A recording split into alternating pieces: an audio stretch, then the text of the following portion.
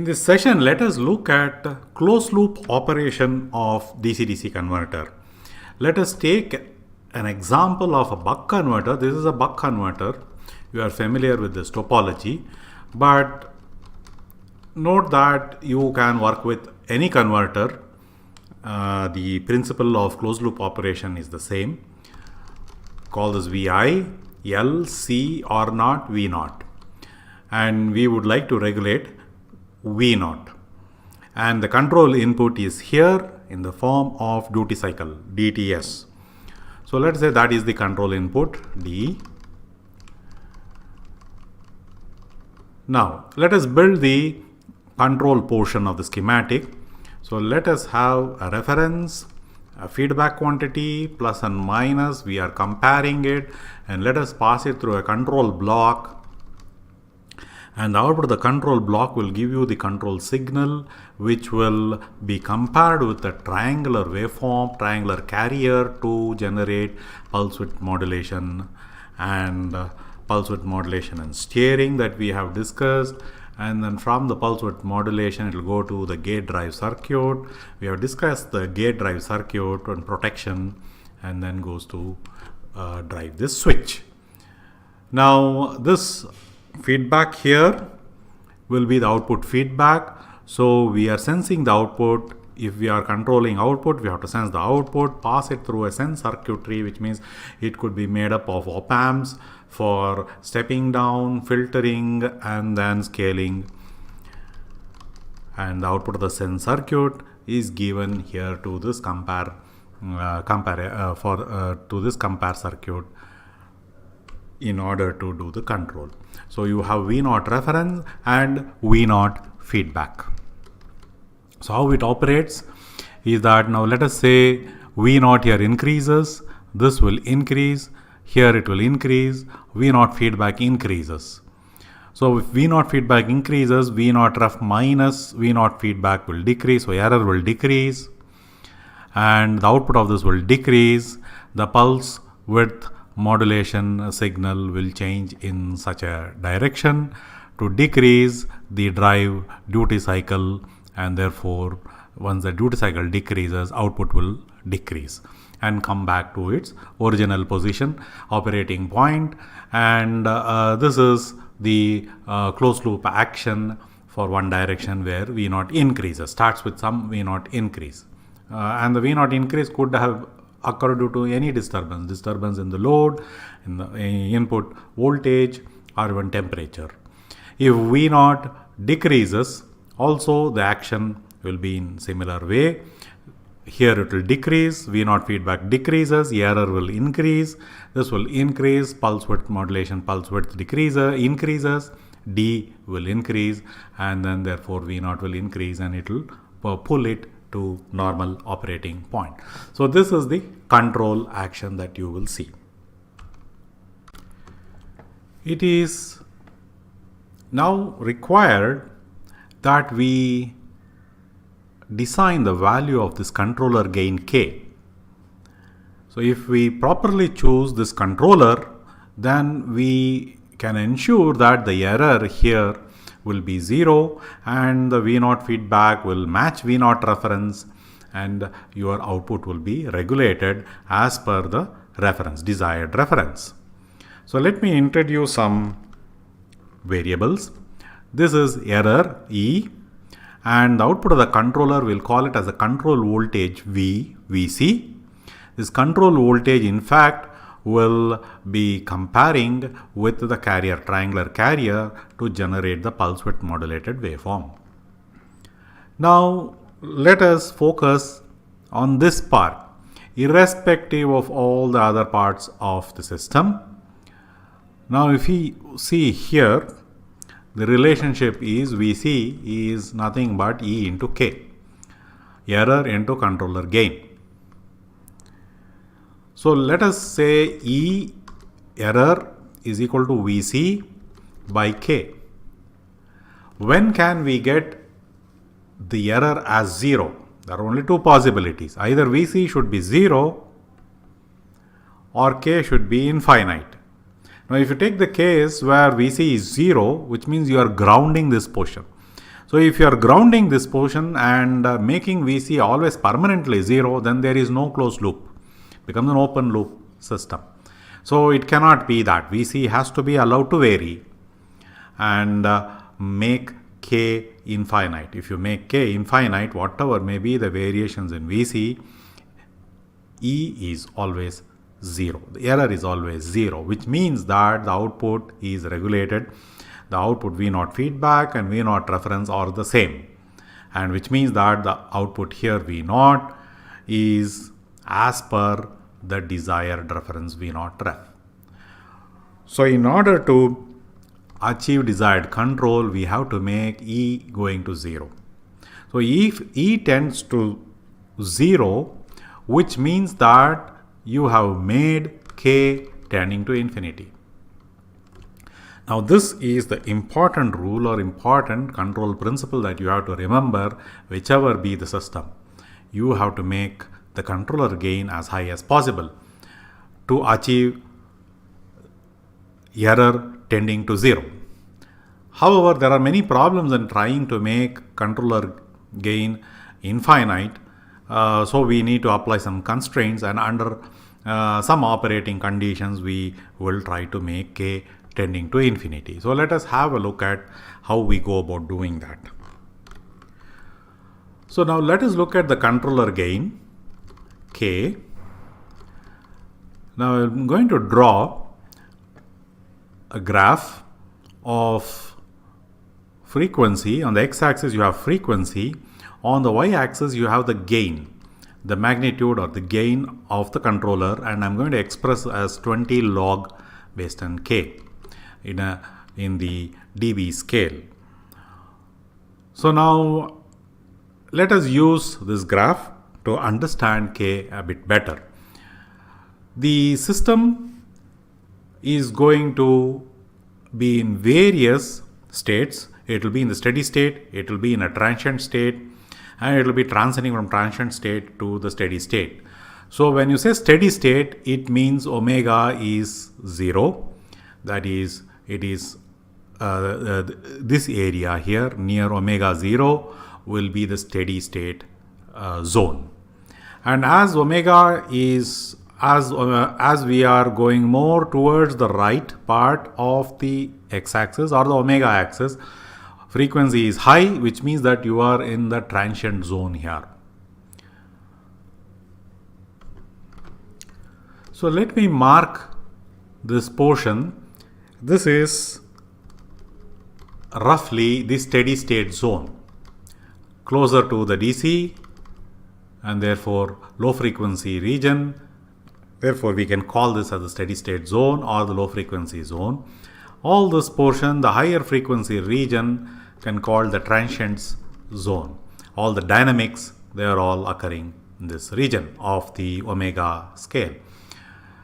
We can call this as LF, low frequency region, or this as high frequency region. I have drawn here a curve, a green curve here, and this is the noise curve. See from here that the noise is low in the low frequency region and the noise is more in the high frequency region. The systems are more sensitive to noise, the high frequency region. So therefore, if we go by this rule that K should be infinite, the controller gain should be infinite, it will amplify noise throughout all the frequencies. So if I place the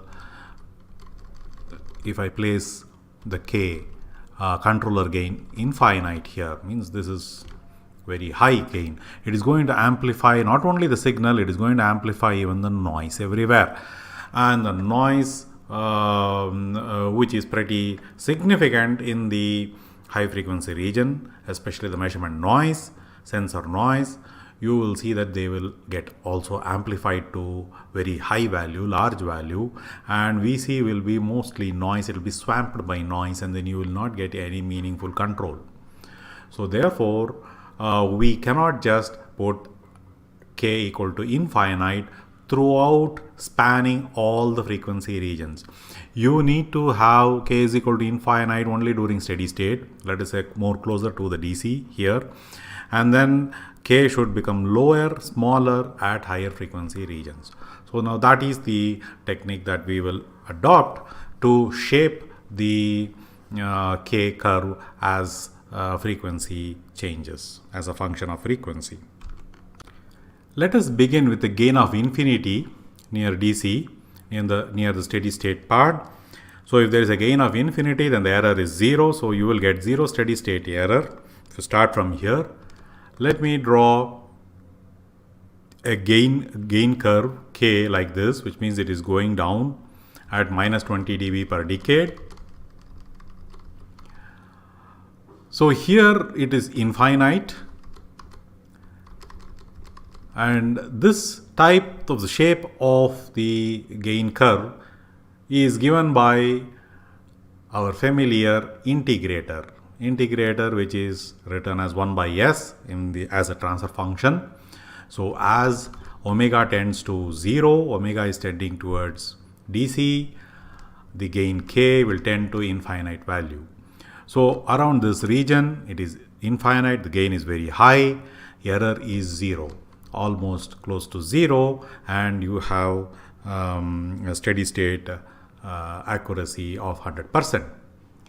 Now as the system moves towards higher frequency zones during different points in the operating region, you would like to have the gain K lesser and lesser as the frequency goes higher. The reason being, as I told before, the noise is larger as you start going towards high frequency, and therefore you have to reduce the gain, attenuate the gain, if you want to get meaningful control signals. Now this is just plain I control. You just have 1 by s integral, and that is I control. I could have chosen, instead of this minus 20 dB per decade line, I could have chosen this line. This also is a minus 20 dB per decade line starting from another infinite value. It's a family of infinity. Or I could have chosen another minus 20 dB per decade line like this. Or I could have chosen a 20 dB per decade line above the one that I have chosen. So which one should I choose? So let us introduce one more degree of freedom. K is Ki by S. So I have put one more variable. Instead of 1 by S, I put Ki by S. Ki is equal to 1 is this thick blue line which I have chosen. For any other value of Ki, you have these parallels. Now, if I have to include Ki into this figure, the difference between this and this would be 20 log based on Ki.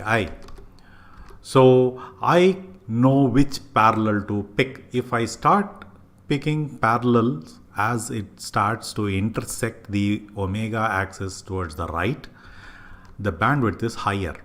So this is Ki is equal to 1. Now you see the points of intersection. This is the unity gain bandwidth product. So the gain bandwidth.